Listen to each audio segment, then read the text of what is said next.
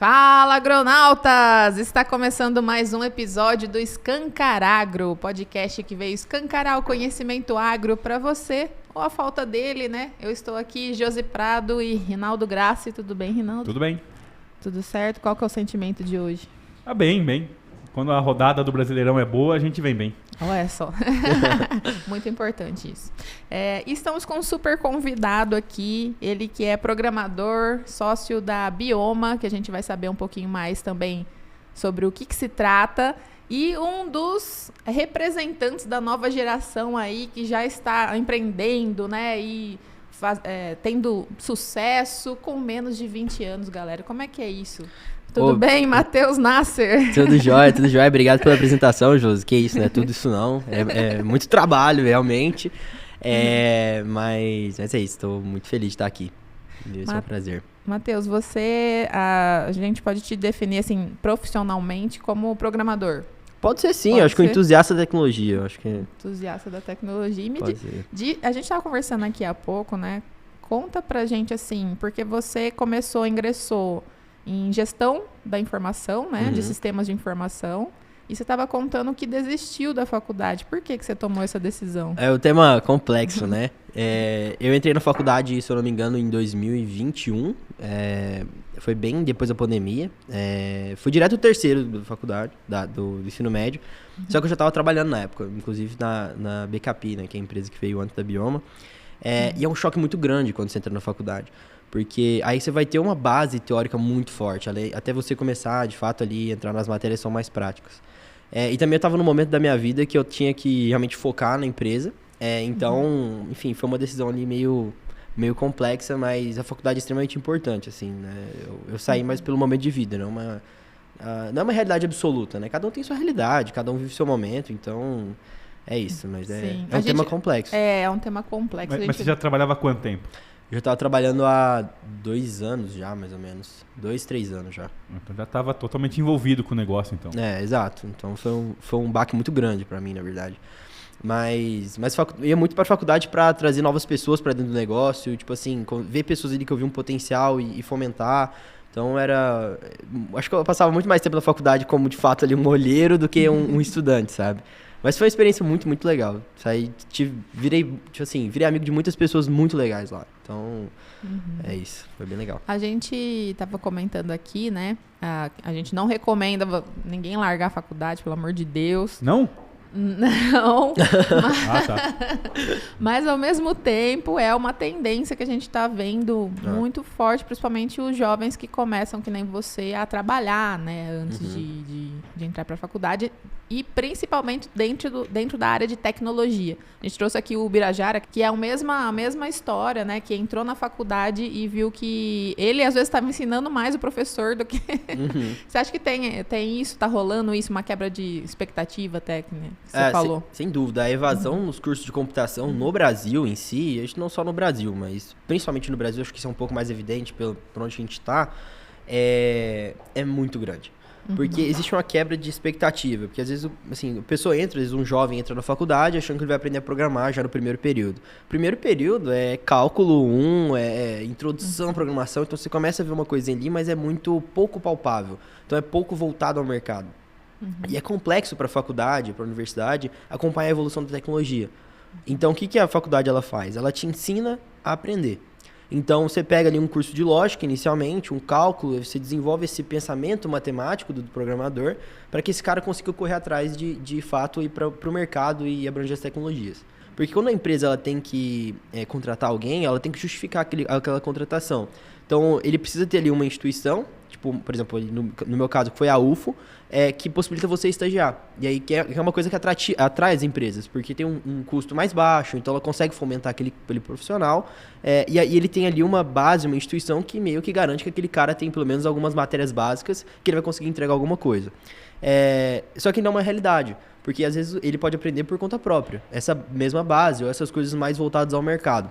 Então, acho que talvez a faculdade ela vem com um ponto de ingressar no mercado de trabalho, ela facilita muito, porque você tem justamente essa principalmente o networking na faculdade é muito forte, e também para entrar de fato, estagiar e ter uma instituição que te dá essa sustentação. Então, é isso. Mas é um baque muito, muito grande, porque a faculdade ela não consegue acompanhar o mercado. Isso em qualquer área, natural. Então, o que a faculdade, principalmente na área de tecnologia, te dá é essa base. Então, que a base em computação não muda. Então, é isso. E computação é uma coisa muito recente também, então... Sim. Em relação às outras áreas, Muito eu recente. acho que tecnologia realmente seja a área mais difícil de ser acompanhada, né? Nos dias atuais, né? Talvez uns anos atrás... E meio como ela tá em tudo hoje também, você pode assumir que baseado nela, tá todo mundo atrasado. Exato. Exato. E a gente, estamos aqui para falar do agro, né? Logicamente. E me conta como é que você entrou para essa área do agro, né? E por que a Bioma decidiu se especializar no agro? Legal. Como eu entrei no agro de paraquedas, eu acho. Meu pai é veterinário de formação, mas não tive muito contato na fazenda, assim. Eu sou um cara mais urbano. Agora que talvez tenho, esses últimos 4 anos, ido um pouco mais a campo. Mas a Bioma tem como uma pegada agro na sua essência, de fato, da fundação dela, né? Então, do próprio...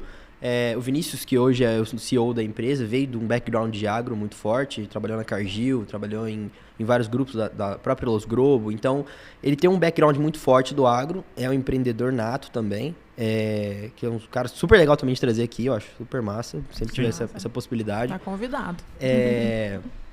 Então, o background vem justamente do agro, por causa que é um do CEO e também o fundador da Bioma, o Vinícius e também o Otávio, vem todo mundo do agro, assim, o background do agro é muito forte. E o que você vê, assim, lá dentro? A primeira coisa, antes de perguntar isso, acho que seria legal você contextualizar o pessoal, o que é de fato a Bioma, quais são as coisas que ela investe, né? O que exatamente ela está atuando dentro do agro. Legal. Basicamente, a Bioma é uma fintech agro, né? Então, a gente tem como foco financiar produtores com uma pegada consultiva. O crédito, em qualquer ambiente, em qualquer cenário, ele é um remédio. Só que um remédio, quando você toma ele sem uma recomendação, ou na quantidade errada, ou no horário errado, vira um veneno. Assim é o crédito é um remédio. Ou se você toma na quantidade certa, no horário certo, com uma recomendação, aquilo te melhora o seu negócio, melhora a sua saúde. Então a Bioma ela tem uma pegada de realmente dar o crédito na hora certa. Então o produtor, quando ele toma um recurso na Bioma, ele não toma aquele recurso simplesmente às vezes para financiar uma festa de 15 anos, por exemplo. Ele realmente toma aquele recurso direcionado.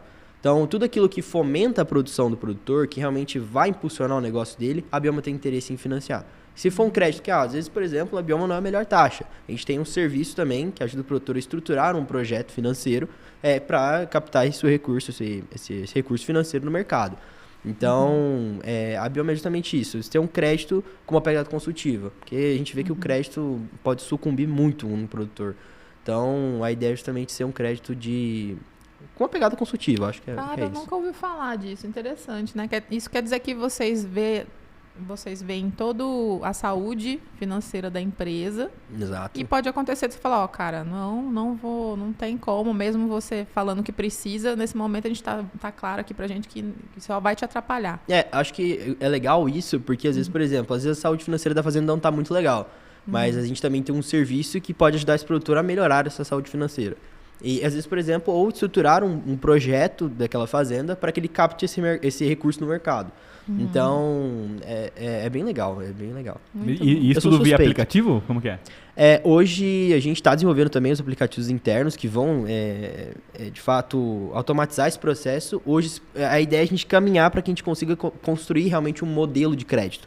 Né? Então, e a gente estava falando um pouco antes dessa ideia de inteligência artificial e tudo mais, é uma construção. Então, a ideia é justamente analisar pontos, captar esses dados de certas fontes e ter essa capacidade de metrificar o risco do crédito. E acho que a Bioma Tech, né, que tem a Bioma e a Bioma Tech, que é a parte de tecnologia da Bioma, desenvolve soluções justamente focadas nisso. O que a Bioma consegue, a Bioma Tech consegue suprir e munir a Bioma, né, a parte financeira, de tecnologias que mitigam o risco de crédito. Então, muito do meu papel hoje na Bioma é isso. O que eu posso enxergar como potencialidade, como, de fato, algo que agregue o valor para a parte financeira e, principalmente, mitigação de risco de crédito. Então, fora essa parte de fintech, tem a parte de tecnologia, né? E essa parte de tecnologia que você falou que desenvolve produtos para mitigar... O que são exatamente esses produtos? Legal. Softwares de gestão... Legal. Como é que é? Bom, a Bioma e Biomatech é uma empresa só, é como se fosse realmente uma divisão ali. Então, a Biomatech, hoje ela desenvolve softwares, e a gente também tem uma parte de hardware, que a gente está em parte mais de pesquisa e desenvolvimento, para a gente conseguir, inclusive, aumentar a precisão na captura de dados. Então, a gente tem, principalmente, a Bioma é muito forte no mercado leiteiro, especificamente. Então, a gente tem alguns softwares que digitalizam desde a captura desse leite na fazenda, com o aplicativo que está na mão do caminhoneiro, que vai até a fazenda capturar. Tem um software que chama Folha Leite, que de fato gere a folha do leite do produtor dentro do laticínio. Tem o ProLeite, que digitaliza esse relacionamento do produtor com o laticínio, que é um processo que ainda é feito de forma muito manual ou por telefone, que inclusive é uma ferramenta de fidelização por parte do próprio laticínio com o produtor. Então, tem todo um ecossistema. Tem também o próprio software que faz essa própria gestão da fazenda, então, do próprio rebanho, da alimentação do gado. Então, realmente é todo um ecossistema ali. A gente está desde da parte de compra de insumo à entrega do leite na fazenda. Ai, que legal. Muito bom. E falando dessa parte de inteligência artificial, né? A gente estava comentando aí que está muito na moda, né? Todo mundo está falando disso. Tá ficando até um termo meio prostituído, né? Verdade, verdade. O que você entende por inteligência artificial? Onde você acha que está sendo mal empregado, assim, que não tem nada a ver com o pessoal tá falando que é e não é, né? Tudo é inteligência artificial hoje. Sim, aí, assim, o termo tá meio banalizado mesmo. Então, Igual... até onde fala, cara, isso aqui você pode considerar que até onde não é. Isso aqui o cara tá falando, mas não é. Isso aqui é um negócio tal, sei lá. Mas nessa linha aí, porque eu escuto falar isso já há um bom tempo, que a gente vem desenvolvendo já algumas coisas há mais de 5 anos nessa linha, né? E eu lembro muito da gente chegar e falar, a gente tá criando ferramentas, modelos preditivos, assim assado, para entregar tal predição de uma variável, né? Por exemplo, época de plantio e etc, né? E naquela época, você vê que você pegava o pessoal meio... sabe aquela espantadinha? Falava, opa, o que é isso? Né? Você vê que não era muito novo aquilo, né? E hoje tudo é inteligência artificial. Hoje você vai para tudo quanto é lado aí. Então eu tenho a sensação que está um pouco banalizado. Assim. Como o termo colou e ficou legal e meio que traz uma confiança assim, na linha de... Nossa, isso aqui tá acontecendo... Está sendo montado por alguém que tem uma capacidade muito maior que a humana de fazer tal cálculo, de considerar tais variáveis, um poder matemático ali super evoluído. Então, ok, né? É bom. E aí, por ter essa sensação de bom e de ter um respaldo, vamos dizer assim, todo mundo está colocando esse termo em tudo. Então, eu queria saber assim, o que é inteligência artificial? Na essência, né, do termo, o que é, o que caracteriza ela mesmo e o que hoje no nosso dia a dia é e o que não é. Nossa, é uma pergunta tão complexa que eu não sinto nem capaz de responder, que de fato Então vamos contratar uma inteligência artificial para isso. Exatamente. Mas acho que se a gente fosse de fato pensar, realmente eu acho que o termo não é que ele foi banalizado, é que ele teve um acesso muito rápido a todo mundo. Então, e de uma forma muito simples. Principalmente, óbvio que eu vou citar o ChatGPT, não tem nem como não citar. Mas é porque a interface que foi feita entre a própria inteligência artificial e o usuário foi muito, muito simples. O ChatGPT é extremamente simples. Tipo assim, aquela interface eles devem ter construído em uma semana. Então, como chegou na mão das pessoas muito simples, e foi um processo muito massa do tipo, primeiro eu vi na comunidade dev muito forte o ChatGPT, aí depois eu vi meus amigos que também são da mesma idade que eu, mas que não são da comunidade de tecnologia, mas que são entusiastas, viram e chegaram na mão deles também. Depois eu vi um pessoal na área de mercado que estava vendo aquilo, então que já não tinha nada a ver com tecnologia, não era, tipo assim, não tinha afinidade com tecnologia e já tinha chegado na mão deles. Depois eu vi meu pai comentar, aí eu falei, realmente, o negócio ele espalhou muito rápido. A avó procura receita. Exato. Então, e até legal, você comentou nesse negócio da avó, minha avó mesmo tinha uma Alexa. Então, a gente instalou pra ela lá o oração diária. Minha avó, um Pai Nosso. A Alexa reza um Pai Nosso. Então... Na voz do Cid Moreira. Então, tipo assim, é muito, muito massa, porque o que de fato é legal? Como que isso chega na mão do usuário? Então, como chegou muito rápido e existe... que você bate o olho talvez pela... um pouco da complexidade que é também por debaixo dos panos, ninguém chegou, como foi muito rápido, ninguém chegou a aprofundar naquilo. Então não sabe muito bem o modelo. Por exemplo, o ChatGPT não é o ChatGPT. O ChatGPT não é uma IA em si. Quem é o modelo que está por trás daquilo é o GPT-3, que é o modelo que foi treinado. Porque treinar um modelo, uma linguagem hoje, né, um modelo neural é muito caro, muito caro. Exige muita computação para você conseguir processar isso, aquela quantidade enorme de dados. Então, hoje eu já estava de olho nisso desde GPT-2, na verdade. Então teve GPT-2, que não teve um boom muito grande, aí teve o GPT-3, e aí veio o ChatGPT, que tá usando o GPT-3 por debaixo dos panos, e já tem o ChatGPT pago, que usa o GPT 4.0. Que aí realmente o negócio é bem legal, bem legal. Aí fala, mas o ChatGPT consegue gerar imagem? Não, ele não, o ChatGPT em si não, mas o GPT-3 tem essa capacidade de gerar imagem, desde que esse modelo seja empregado e treinado para que ele gere a imagem.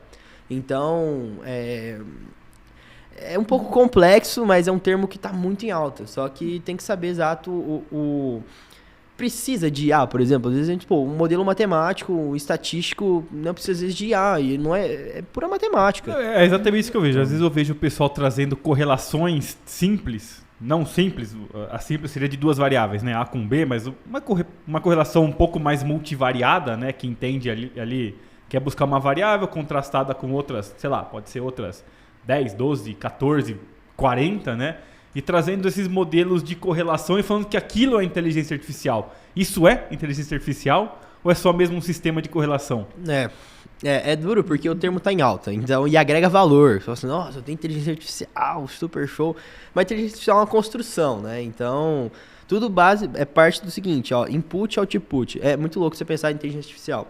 Vou treinar uma IA, por exemplo, vamos supor da Tesla. Você bate o olho e fala assim, ele deve ensinar a lei de trânsito pro autopilot lá da Tesla. Não, ele não ensina a lei de trânsito. Ele passa basicamente um tanto de input e fala, ó, esse input é isso aqui. Isso aqui é uma boa maneira de dirigir. E aí ele, cara, treina, e aí é capaz de dar uma acurácia e falar assim, eu acho que eu tenho 99% de chance, isso aqui realmente é um modo de dirigir positivo. E reproduz aquilo.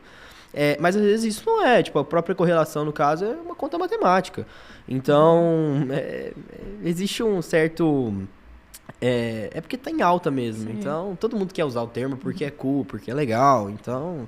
Você diria que vocês trabalham com inteligência artificial? Hoje a gente cria e treina, mas a gente não tem, de fato, isso aplicado. Porque a gente está construindo uma base e construindo realmente os dados para conseguir extrair isso. Hoje a gente já tem modelos que rodam dentro da empresa, mas que não estão, de fato, em produção, 100% em produção. Então, a gente passa num processo de estruturação.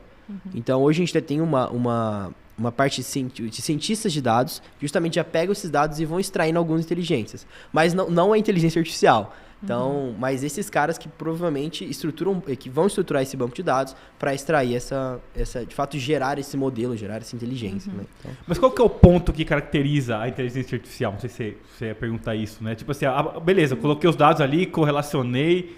A partir do momento que eu começo a fazer uma previsão ali, que é o start, de que eu identifico que a partir dali existe ou não necessariamente?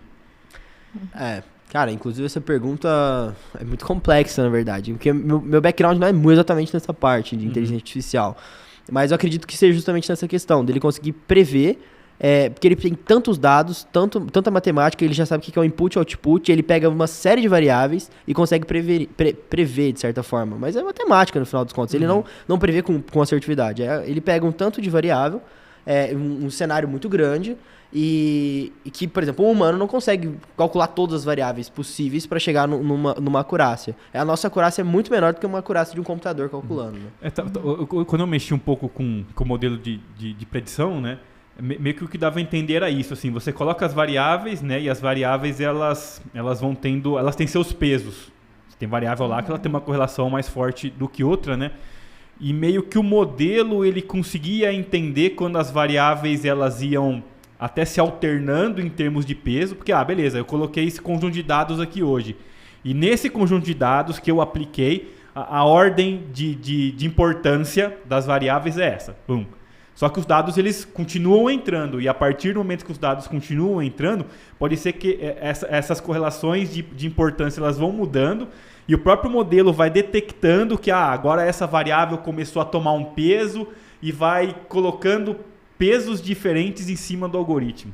Talvez esteja aí a inteligência artificial. Sim. De começar a detectar, beleza, hoje é importante isso, a partir do momento que os dados vão se alterando, começa outro conjunto, outra variável ter um peso, ter uma importância, e aí ela começa a ficar mais relevante dentro do algoritmo do modelo.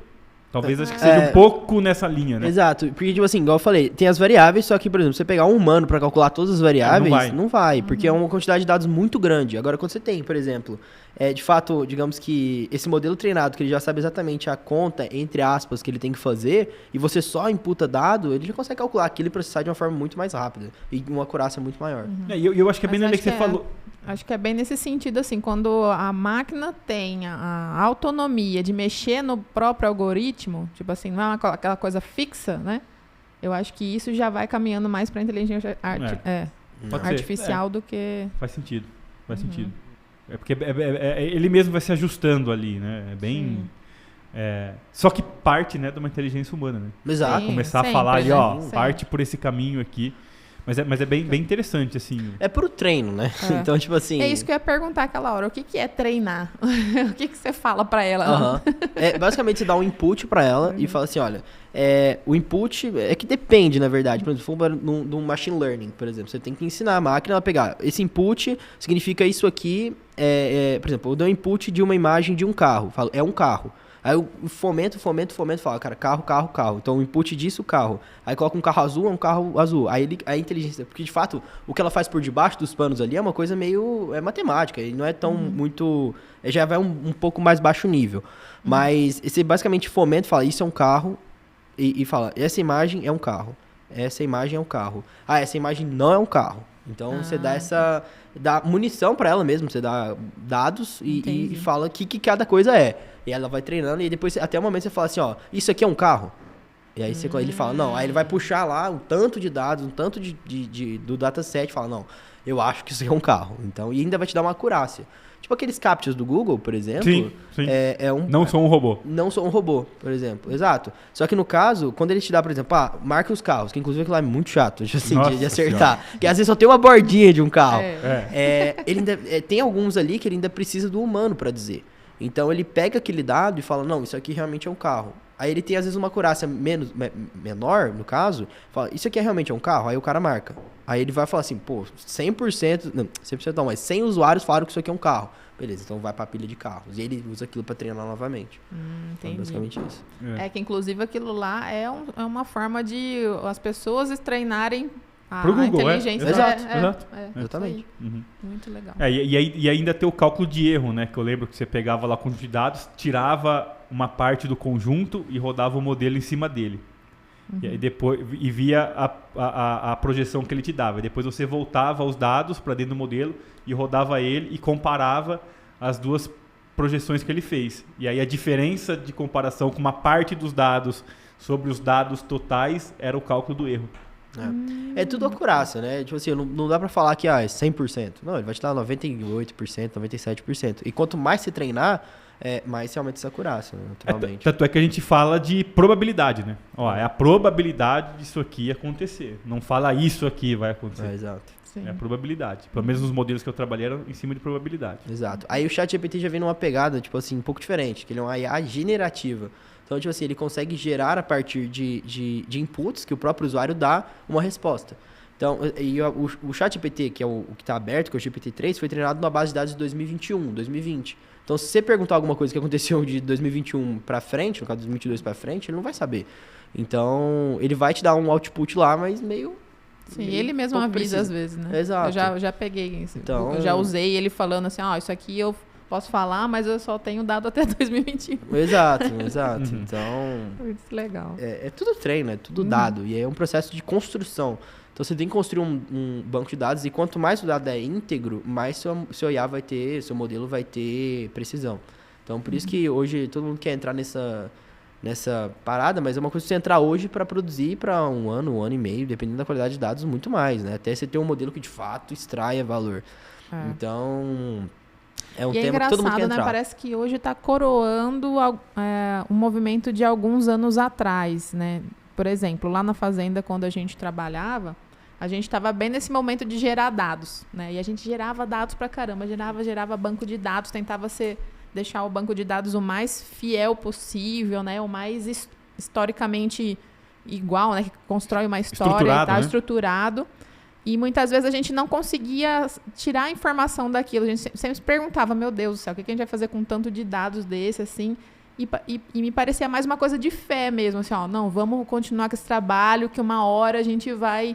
E o que eu estou percebendo hoje é que justamente estão vindo sistemas para coroar essa geração enorme de dados, que muitas vezes nem todas as fazendas, pouquíssimas das fazendas estão fazendo agora, e naquela época, então, muito menos, né? Engraçado, assim, tipo assim, você acha que, por exemplo, nesse caso, o que está sendo construído, dá para aproveitar esses dados que as fazendas geraram até aqui, né? E como é que vai ser, assim, esse movimento de... O movimento daqui para frente vai ser uma coisa, acho que pelo menos nos próximos 2, 3 anos, assim, de fato, 2, 3 anos, né? Acho que a gente vai ver muito um processo de construção, que aí, de fato, é o pessoal que tá falando assim, deixa eu correr atrás aqui, porque eu quero gerar um dado, gerar um valor. A quem já gerou, ele vai ter o trabalho agora, se gerou de forma positiva, já com essa mentalidade de treinar o modelo, tá massa também, porque senão esse cara vai ter que pegar esses dados e caracterizar eles. Porque às vezes se eu só jogo o dado, gospe o dado lá, não vai tirar muito valor. Porque justamente igual a gente estava falando, precisa dar o que é esse dado, o que esse dado significa. Então, por exemplo, vamos supor, nesse nível de cálcio, vamos supor que eu imputo só o nível de cálcio. Aí ela vai falar, massa, super legal o nível de cálcio.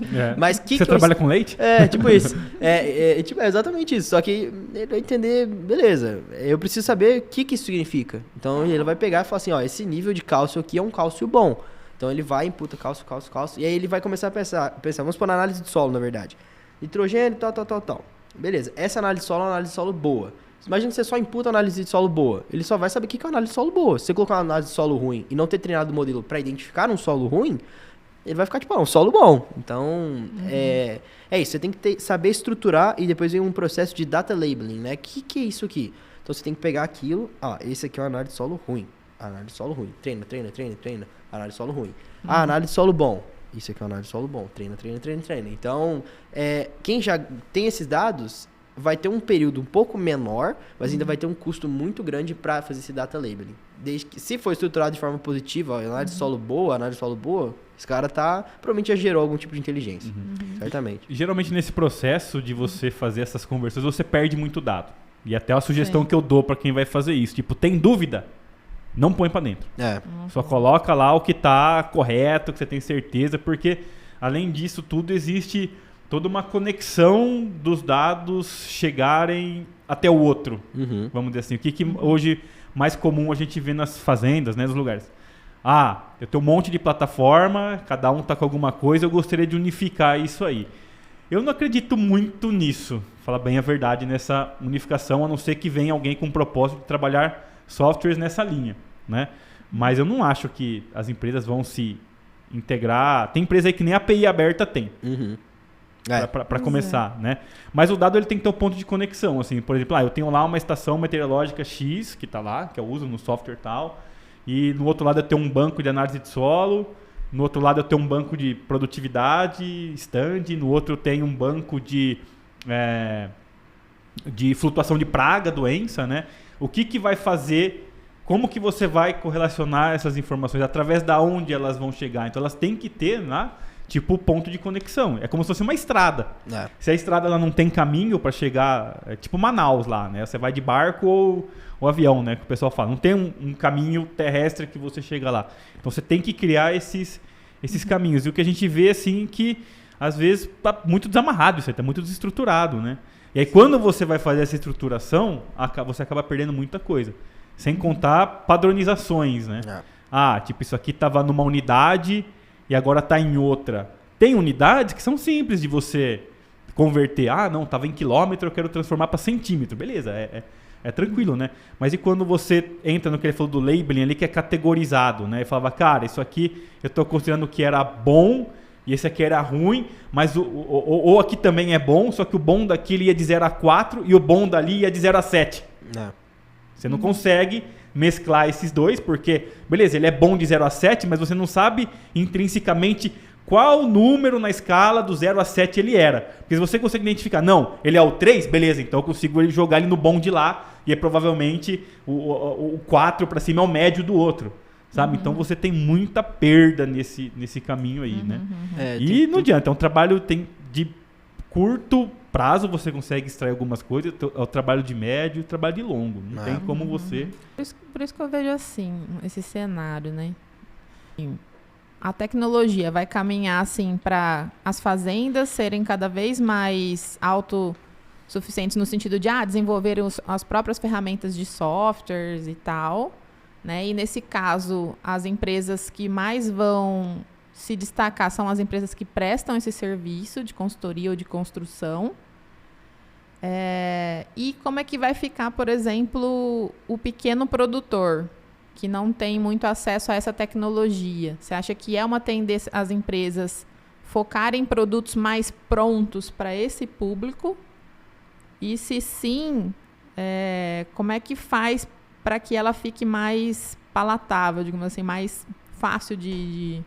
Até colocando a experiência de vocês, por exemplo, nessa cadeia de leite. É mais pequenos produtores ou são maiores que preferem uma coisa mais pronta também? Não é porque é maior que não vai usar, por exemplo. Sei lá. Entendi. O mercado de leite ele é muito complexo, na verdade. Tipo assim, quem não se tecnificar, no caso, ele acaba sendo da produção. Porque é muito complexo, é muito minucioso os pontos.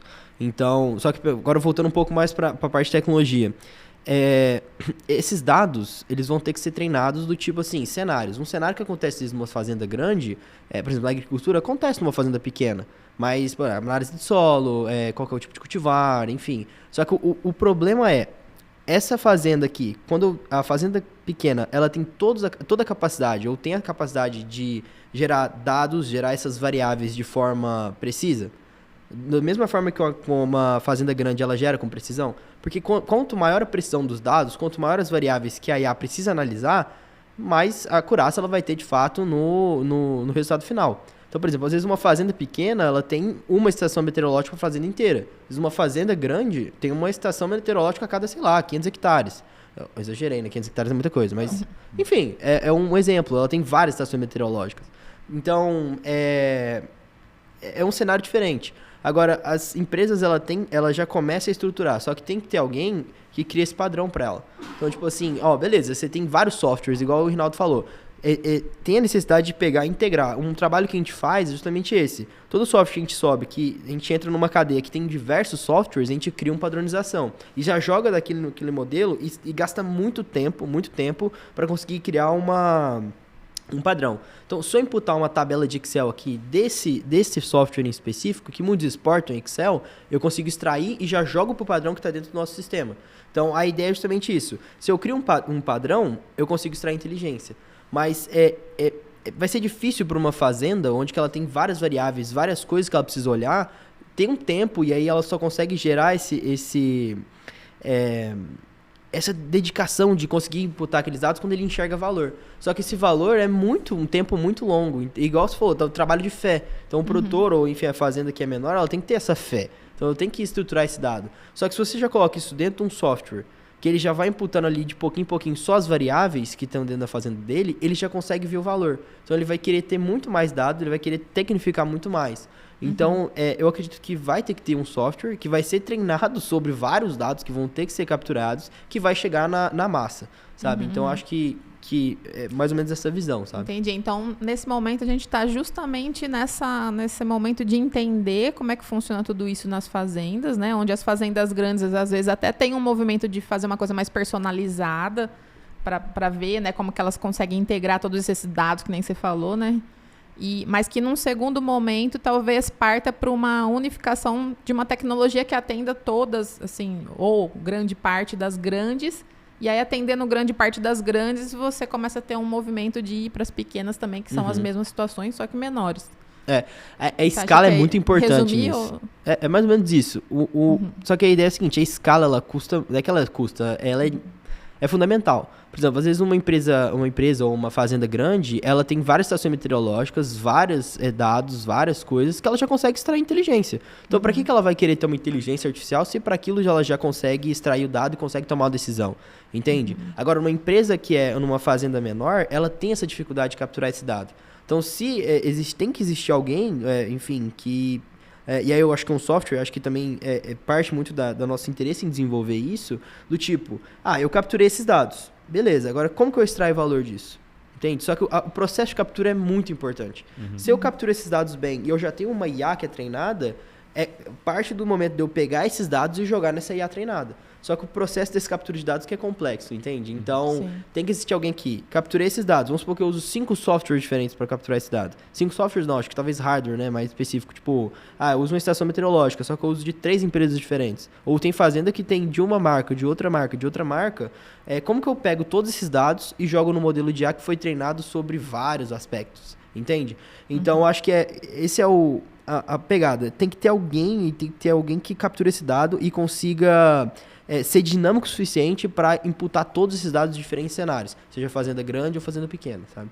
Então, é um processo de construção e até quem estiver nos escutando ou assistindo, é importante já começar a capturar esses dados, mas dar nome para eles. Então, tipo assim, isso aqui é uma coisa ruim, isso aqui é uma coisa boa. Só que quanto mais precisão você tiver, mais descrição você tiver, mais precisão e mais inteligência vai conseguir extrair. Por exemplo, isso aqui é uma análise de solo boa do talhão tal, por exemplo. Ou isso aqui é um cenário bom por causa disso.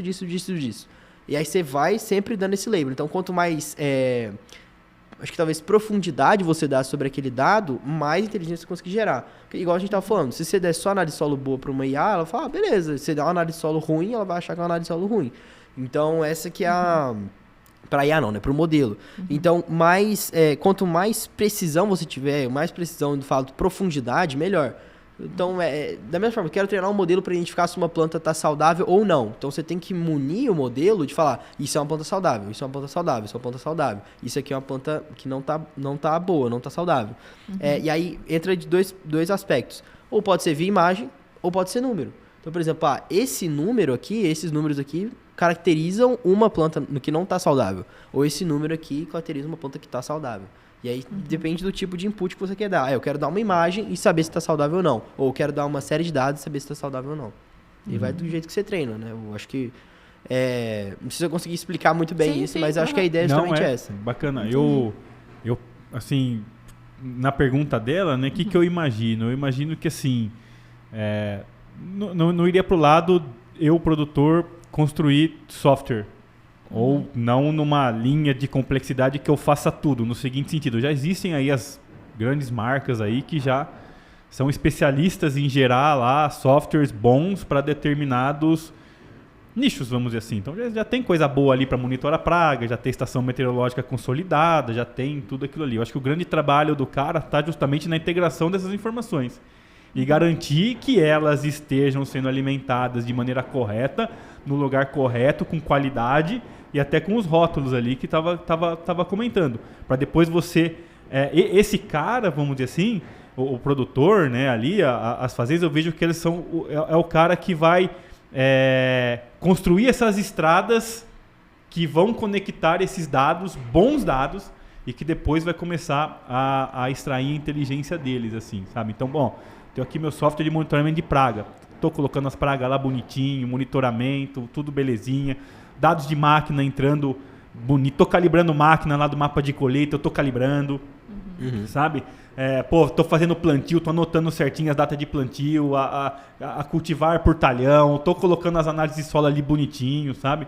Então garante isso e depois ele puxar os dados dessa plataforma, fazer os cruzamentos e gerar as inteligências. Então o profissional, vamos dizer assim, dessa área de tecnologia que eu colocaria dentro de uma fazenda seria muito os caras na linha do cientista de dados. Sim. Esse é o cara...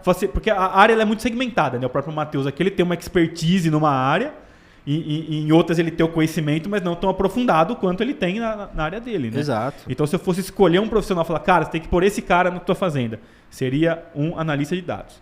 Exato. Porque depois garantir lá que o dado da lagarta, da máquina está correto, isso aí nós nós fazemos ali, né?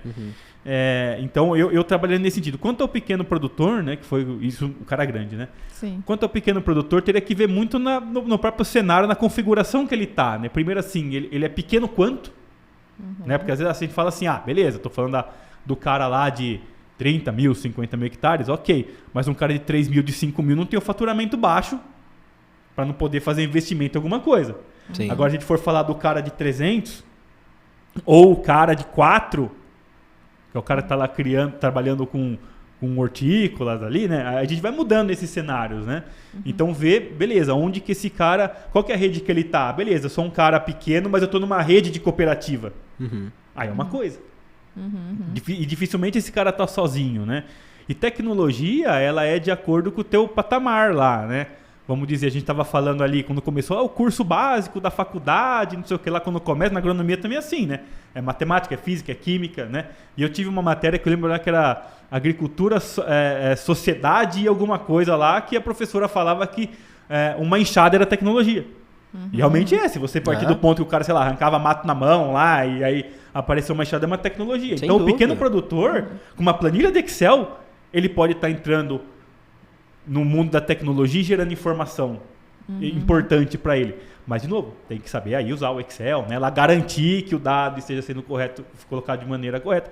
Até porque você está falando de escala, beleza, estamos falando de escala. 50 mil é uma coisa. Será que o cara lá de 4 hectares lá, que está perto da cidade, ele não pode usar a estação do INPE? Será que é tão longe da escala dele para ele usar lá as estações públicas ou sabe? Sim. Então, eu acho que vai muito dessas configurações, assim, né? Mas é um caminho que não tem como não entrar. Sim. Até porque a gente já... Porque que acontece? Vamos falar de grandes culturas, que está muito mais no nosso caso aqui. Eu acho que eu já até comentei isso em algum outro episódio, alguma coisa. O nosso ciclo de feedback é longo. O Matheus falou de input e output. O output, ele gera um feedback, né? Tipo, inputei um negócio, eu tive esse output, né? O quanto que esse output, ele tá ok com o que eu inputei, né? Então, você tem o feedback, aí o negócio, ele vai se corrigindo ali. E o nosso sistema de input e output, ele é anual. Porque eu só faço uma safra por ano. Então, quando eu vou pensar numa série histórica de ciclos nossos, a gente fala que tem que ter pelo menos 5 ciclos, falando de 5 anos, para começar a ter alguma coisa.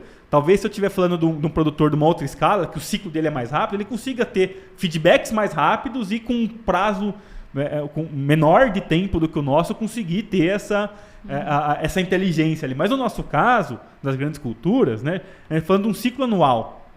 Então é aquele negócio, né? Você não começou hoje, mais um ano, mais um ano, mais um ano. E assim, uma coisa, a gente tá no desenvolvimento ali, né? Cara, nessa linha tech aí, quando você pega, olha, você sempre tá atrasado, você sempre tá atrás de alguém.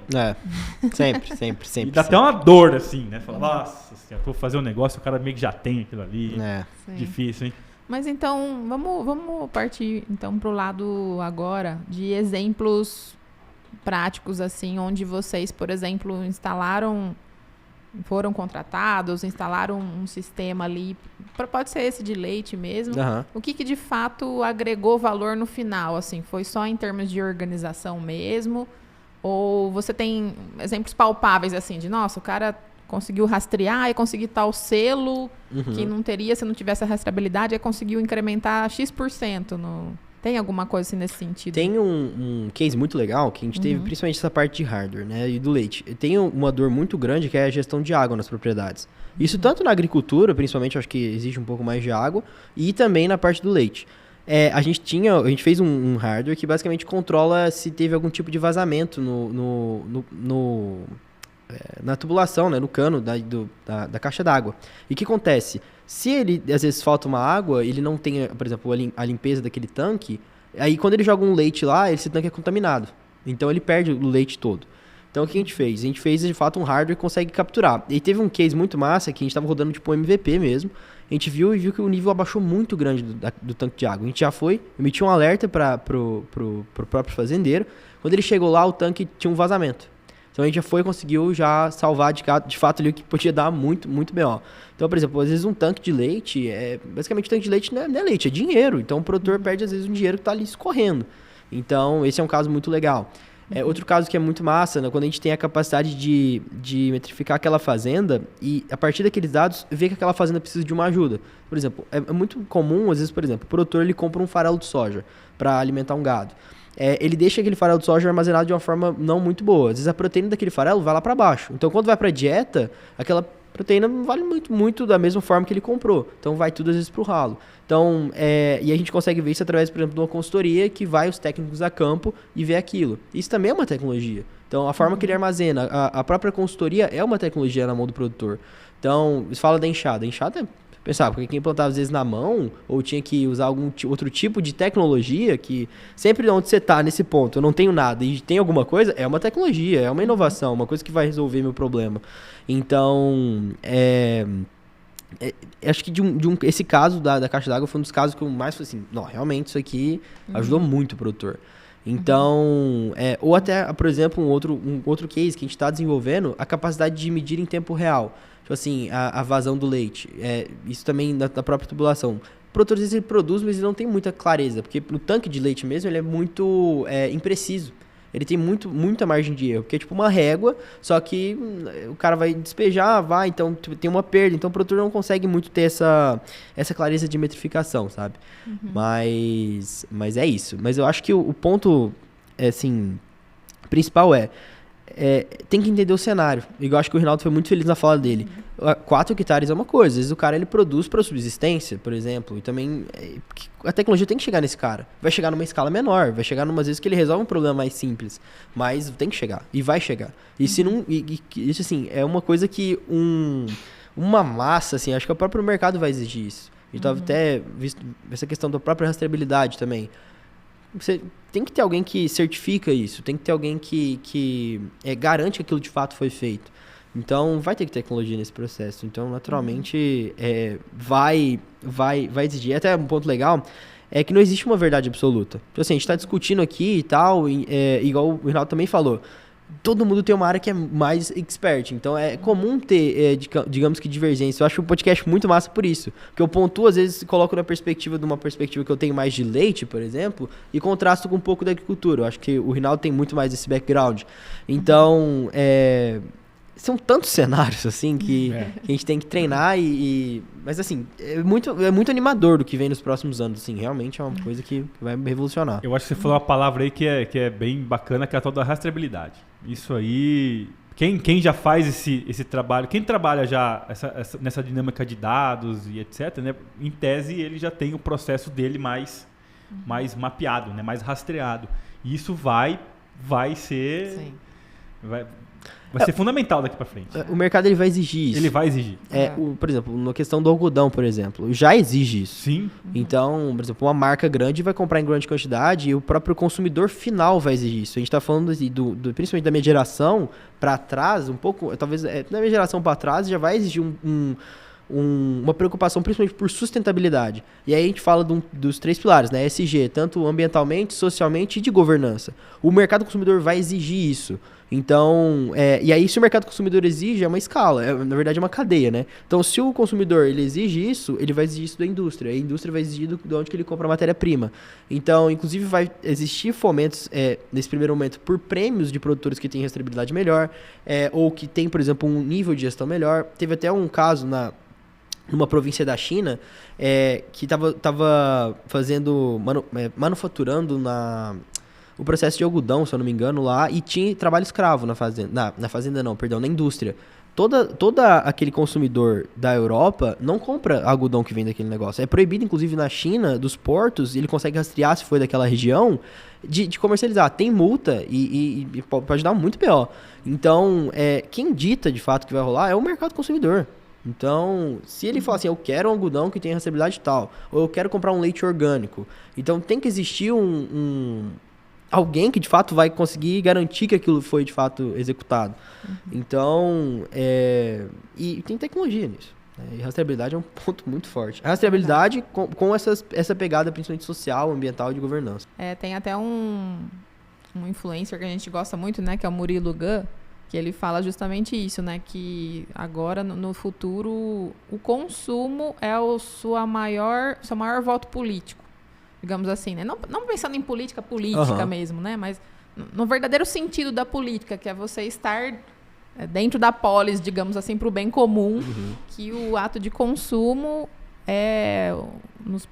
vai ser cada vez mais o seu maior ato político, o que você vai cada vez mais... Vai ser tua carta, né? Conseguir interferir mesmo no sistema, né, digamos assim. Exato. Muito interessante. E aí você comentou quais as tendências que você pode enumerar além do que a gente já falou aqui, né? A gente já falou de rastreabilidade, tendência para o futuro, né? O próprio ESG, que tá tudo... Nossa, tá todo mundo falando em todo lugar, né? A inteligência artificial. Você apontaria mais alguma tendência forte que está vindo nesse sentido para o agro? Eu acho que, na verdade, eu vejo uma tendência talvez muito mais que essas ferramentas de inteligência artificial, de rastreabilidade, vai ajudar o produtor a evitar principalmente problemas contábeis, eu acho.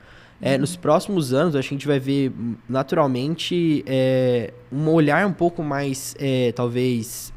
Não malicioso, mas um olhar pro agro, acho que isso já existe, mas nos próximos anos vai existir muito mais. Tem uma lupa, né? Existe uma lupa, porque basicamente a gente sabe que o agro representa boa parte do nosso PIB.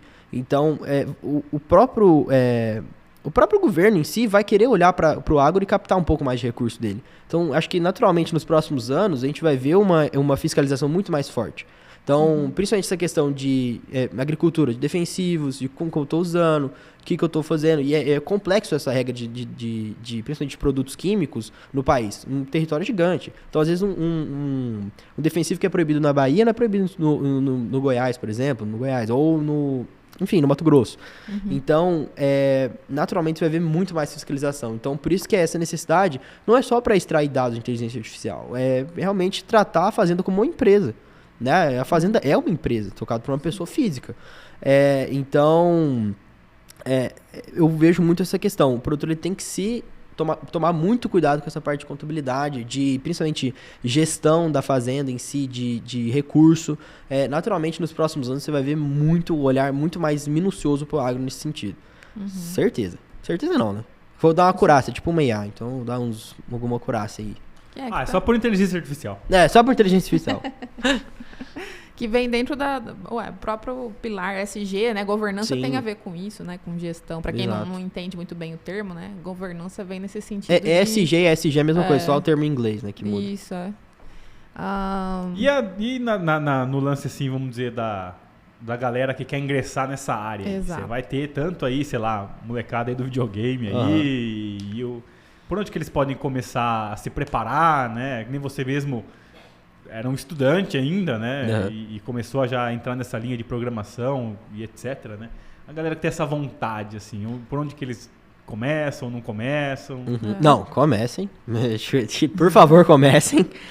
Existe uma demanda muito grande, na verdade, no mercado, isso aí não só no agro, mas no mercado de tecnologia em geral. O ponto principal que eu acho que tem que começar é começar de algum jeito. Tem que sair da inércia, né? O ponto mais assim, complexo. Tem muita informação, muito conteúdo gratuito na internet. Muito, muito, muito, muito. E isso pode ser um problema também. Porque o cara fala, nossa, eu tenho um tanto de coisa, eu não sei onde começo. Aí o cara normalmente vai ver um conteúdo gratuito e vai querer comprar um curso. Aí, por exemplo, você tem lá 15 cursos que você comprou que você nunca assistiu um vídeo do curso. Isso é super comum. Então, super comum. Super comum. Não vem, não. Então, é super comum. Então, assim, o ponto que eu acho que eu bateria na tecla foca, tipo assim, em uma coisa. Então, por exemplo, eu quero entender a base. Então, foca na lógica. Então, estuda e pratica. Isso é importante. Pega uma coisa da sua realidade. E aí que é massa, de diferentes realidades. A tecnologia é legal por isso. Cara, a tecnologia é uma realidade, às vezes, de um agrônomo. É diferente, às vezes, de um cara que é um gestor de uma pizzaria. Então, a tecnologia que resolve o problema de um agrônomo, ele tem que entender da regra de negócio. Ele tem que entender da vivência. E o agrônomo é um cara fenomenal para isso. E o agrônomo pode ser um programador. Por que não? Entendeu? E por onde ele começa, assim? Por onde ele começa? O que você começou fazendo? Ou assim... Você fez um aplicativo? O que você começou a fazer? Massa. Eu vou dar um exemplo legal, então, na minha realidade. Quando eu comecei a programar, eu jogava muito mesmo. Então, eu entrei nesse meio de tecnologia por causa disso. Eu comecei a fazer modificações pro jogo, tipo mods, é muito comum isso em jogos. Eu fazia isso. Então, eu estudava do tipo assim, o que eu posso fazer para resolver? Só que o meu processo de aprendizagem é muito diferente. Cada um tem o seu também. Então, o meu eu ia direto no problema. Como que eu vou fazer para resolver aquilo? Mas tem gente que sempre recomenda começar pela base. Você tem que entender o seu modelo de começar. O importante é começar. E aplicar. É importante praticar. Que jogo que era? Eu jogava 5M, né? Que era um GTA. E você conseguia mexer na programação do porque jogo? ele criava, tipo, uma espécie de ambiente separado, assim. Tipo assim, era um servidor da comunidade que todo mundo podia jogar e tal. Que, enfim, era bem legal. Aí, tipo, tinha um mod lá que era do mod do Brasil. Aí tinha carros brasileiros. Aí tinha tal coisa. Então, eu comecei disso aí. Aí depois eu fui... É que os jogos que ele jogava é diferente dos nossos, né? Eu jogava Doom. Não, eu nem jogava. Então, é muito massa, assim. Você tem que começar. Depois, e aí, nessa época, eu já mexia com isso, mas era muito básico. E depois comecei a ver curso. Só que eu via o curso, desanimava. E depois eu voltava pra ver aquilo. Então, tem que praticar. Um outro exemplo legal foi quando eu estava estudando HTML, CSS, JavaScript. E tinha uma prova de física. E era sobre calorimetria, se eu não me engano. Eu acho que era isso mesmo. Era fazer conversão de Fahrenheit para Celsius, Kelvin para Celsius, aqueles negócios lá. Eu fiz um sitezinho que fazia essa conversão. Eu fui tal. Eu não sabia muita coisa, mas eu fui. Eu tenho isso no meu GitHub, né, que é o repositório, até hoje. Foi o primeiro projetinho que eu fiz. E fui vendo coisas da realidade e aplicando. Depois eu fiz um bot no Twitter que dava RT em algumas coisas. Então, você vai criando coisas assim no seu dia a dia que você vai ganhando conhecimento. E você só conhece, tipo, na prática mesmo. Então, tem um problema na Fazenda que você... Tipo, pode ser uma conta básica. Ou igual eu falei, converter Celsius para Fahrenheit. Quero fazer uma conta que converte... ou calcula o custo desse defensivo por hectare. Cara, faz isso. A tecnologia consegue fazer isso. Você fazer na mão é chato. Mas você faz uma vez... Entendeu? Então, tudo que você faz mais de, 5 vezes, eu prefiro gastar 2 dias automatizando do que ficar fazendo essa conta 5 vezes. É verdade. Eu fiz um cursinho de R ali, aí eu, tava naquele negócio de começar a fazer investimento, né? Não começar, mas intensificar isso aí. Eu fiz lá um scriptzinho que baixava uma planilha lá de um site lá, das ações, e já tratava ela e colocava as regrinhas e falava, isso é legal demais. Os parâmetros que você escolheu, as ações que estão dentro disso é essa e essa e essa. Isso, é muito legal. E a ferramenta... Assim, era pra um negócio que eu tinha que... É que você falou, eu tinha que ir lá, pegar a planilha, baixar ela, filtrar, tratar, cortar, fazer um monte de coisa. Eu falei, cara, deixa eu fazer um script aqui, quem sabe eu consigo fazer isso automático. É muito massa, porque é isso aí, tecnologia é uma ferramenta. Então, programação é uma ferramenta. Então, imagina se tem uma programação, o cara que é um programador na fazenda. É uma ferramenta. Ou um programador dentro de uma pizzaria, igual do exemplo. Ou um programador dentro de um podcast, por exemplo, que ele consegue automatizar a troca de cena. Sei lá. Então, tipo assim, isso que é massa. Olha aí, Emerson. Então... Não, achei legal, porque imagina só o cara que tá aí no mercado, mesmo agrônomo aí, que ele é um desenvolvimento de mercado, né? Como ele pode ir lá e criar alguma coisa para ele apresentar os ensaios dele, o cara da área comercial aí, o cara que tá na fazenda, o cara que trabalha em N segmentos aí mesmo, acho que começa a estudar, né? Ver lá o que ele... toma tempo dele, ou que ele poderia agregar e começa a praticar em cima disso. É isso aí. E assim, a gente tem muito que assim, dá meio que uma crescida, né? Nossa, programação, super complexo, que não sei o quê. Não é complexo, não é difícil, é porque é desconhecido. Então, e programação é legal porque ele é uma chave de um cadeado.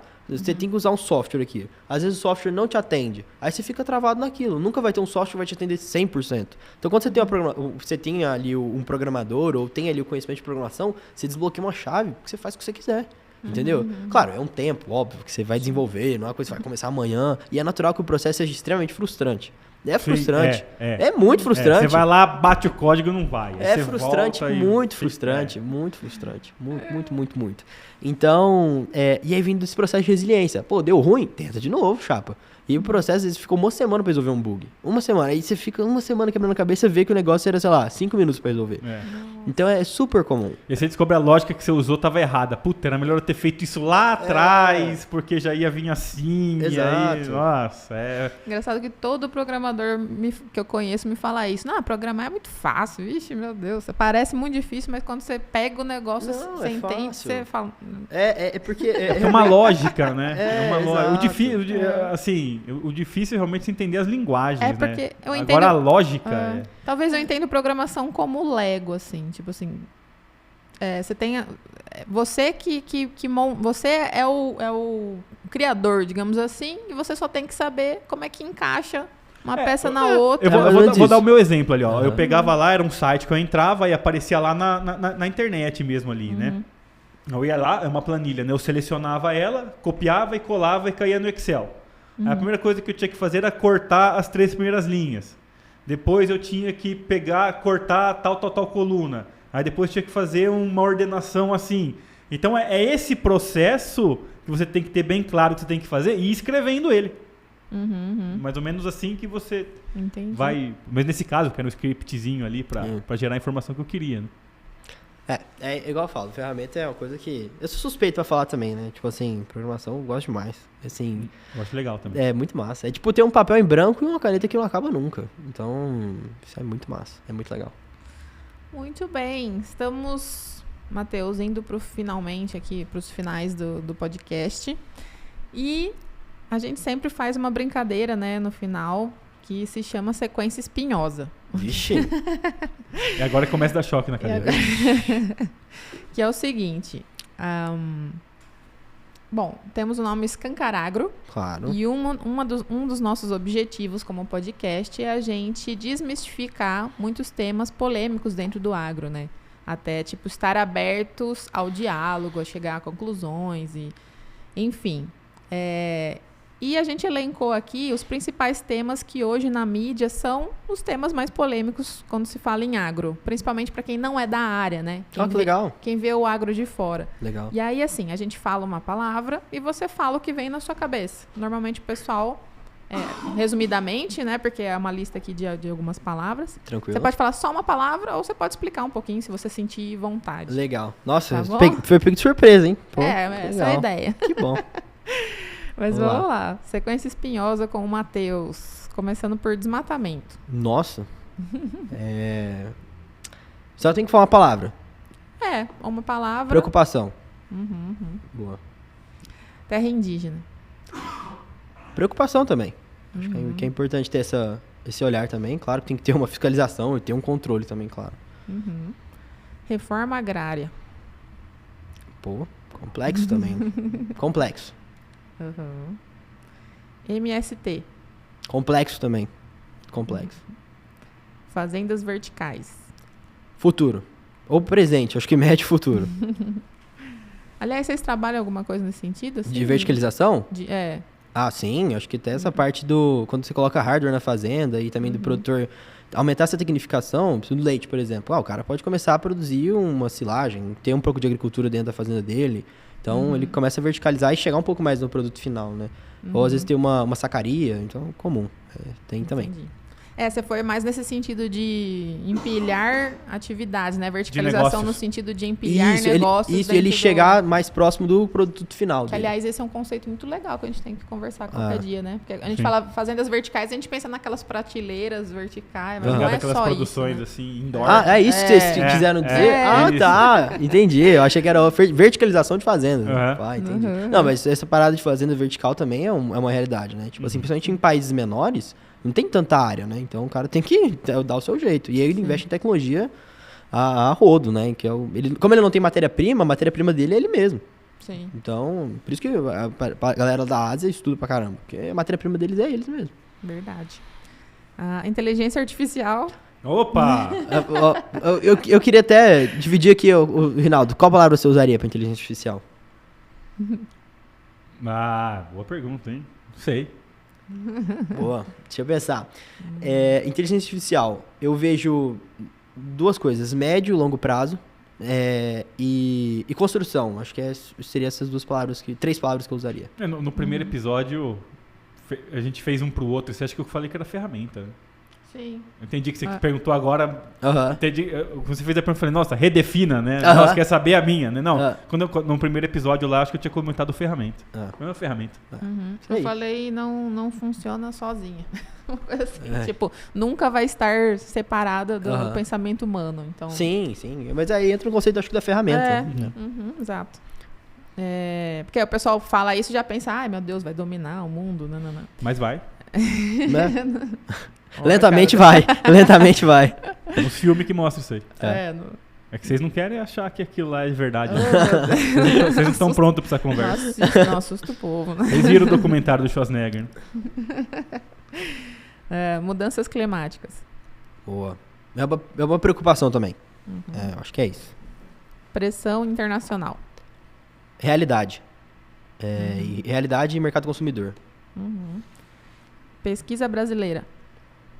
Potência. Acho que o Brasil tem muita potência, principalmente nessa área de pesquisa. A gente tem que parar de ter essa síndrome de vira-lata e olhar pra que, tipo assim, chapa, o que a gente produz aqui é muito foda. Então, acho que tem que olhar pra dentro de casa e valorizar. Perfeito. Políticas para o agro. Pô, também muito complexo, principalmente pensar nisso, né? Tipo assim, eu acho que independente de política, quem de fato muda o país é o produtor, é o empresário, é quem de fato gera riqueza, gera valor. Mas eu acho que, principalmente, vai existir políticas públicas para os próximos anos, justamente nessa questão de fiscalização. Acho que vai ter que ter um equilíbrio nisso, no caso. Tipo assim, tanto da questão da fiscalização e que o próprio governo tem que olhar e falar assim, cara, eu tenho que incentivar a maior joia do país. Então, é isso. Tem que ter a fiscalização, mas quando eu falo de política pública vinculada a isso, tem que ter esses dois pontos. Tanto a fiscalização e também no acesso no mercado exterior. Tipo assim, nessa parte do mercado internacional mesmo, de exigir mais ESG. E acho que tem que ter políticas públicas que incentivem isso e também ampliem o olho do próprio mercado internacional para ver que, cara, o que a gente tem aqui é muito massa. Então, tipo assim, tem que ter uma parte de vira-lata do próprio produtor de não ter isso também e do próprio governo de valorizar o que tem dentro da terra.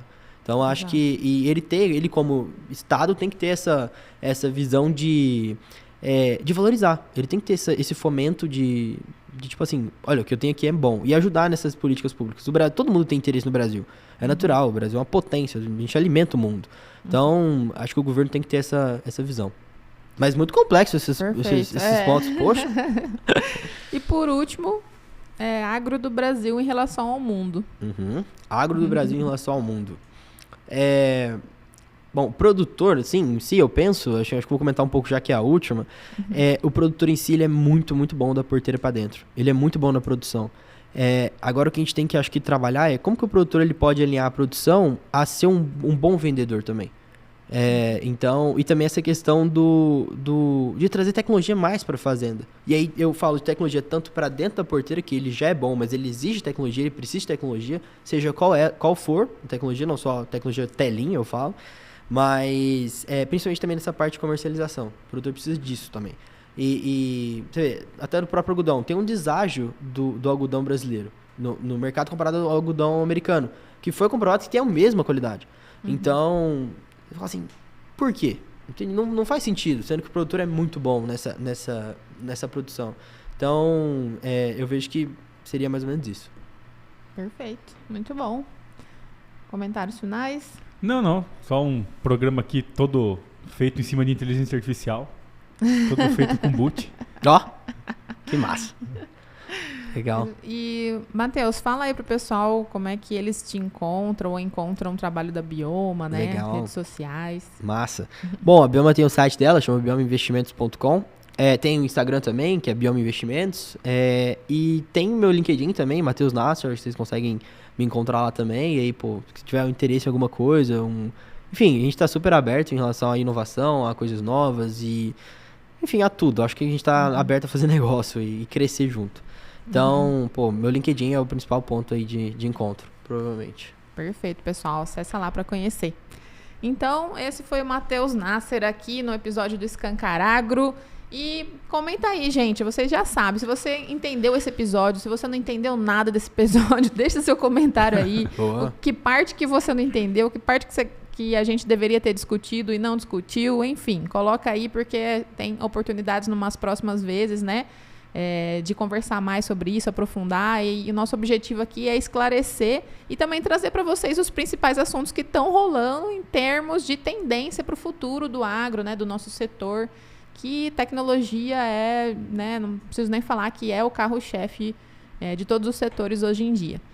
Muito obrigada pela participação, muito obrigada também, Rinaldo, aí. Valeu. E até o próximo episódio. Tchau. Tchau, valeu!